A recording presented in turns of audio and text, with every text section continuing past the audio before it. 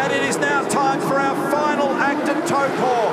And it's a very even start down towards turn 1. And Feeney's up on the outside.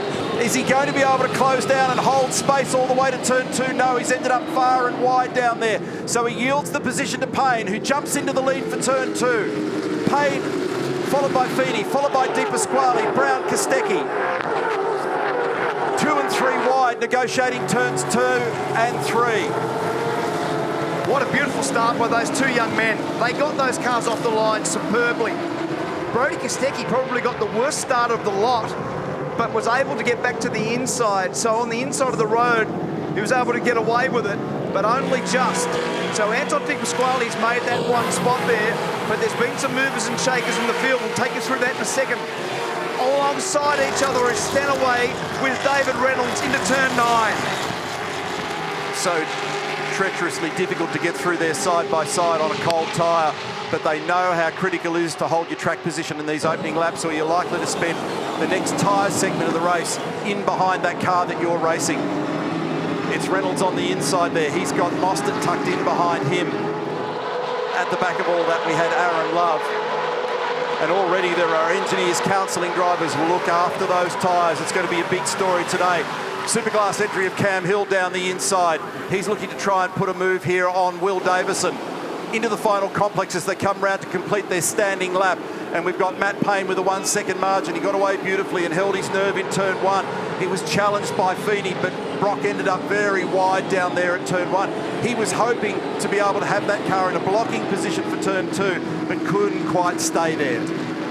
Bryce Fullwood's contemplating where will he park the car. Will he park it behind Mark Winterbottom, or will he take the punt on the Percat MSR car? And look, there you go. He gets a free kick straight across in front and was able to grab 2 spots very easily.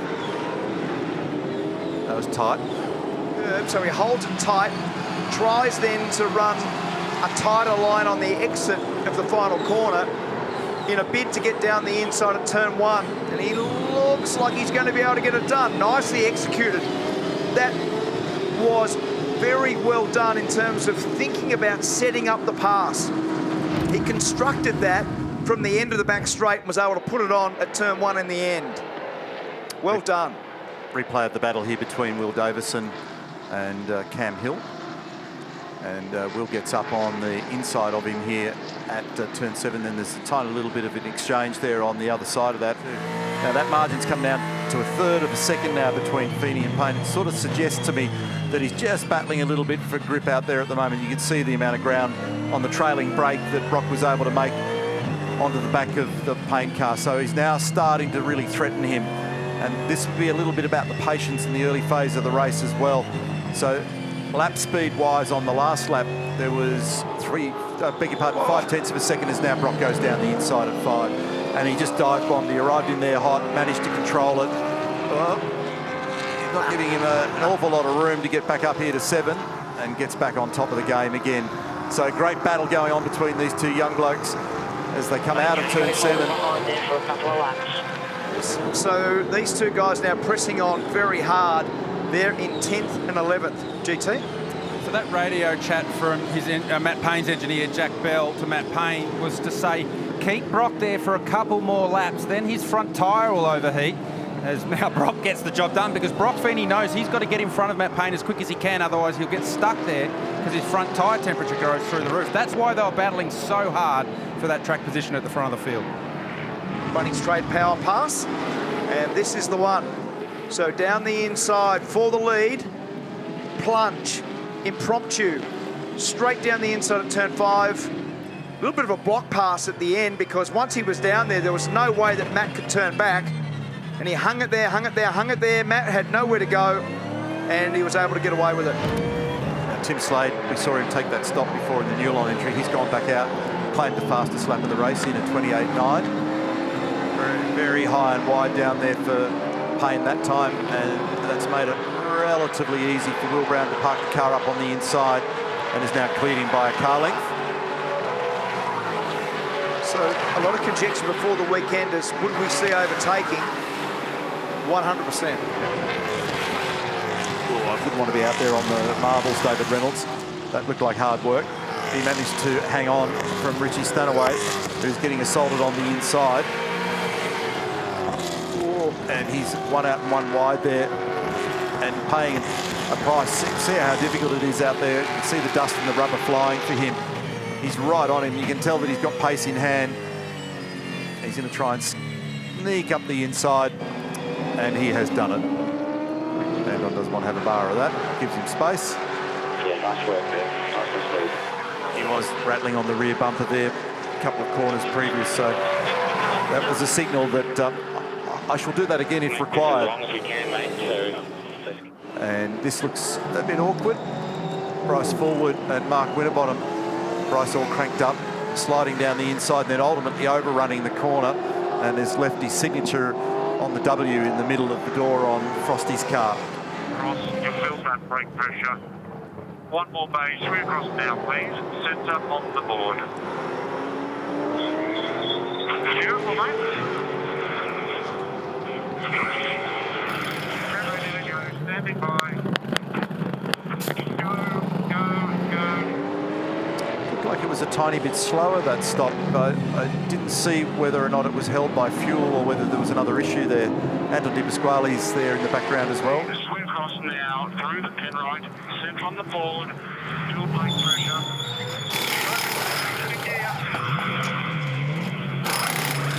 And that's because Matt Payne wasn't close to them either.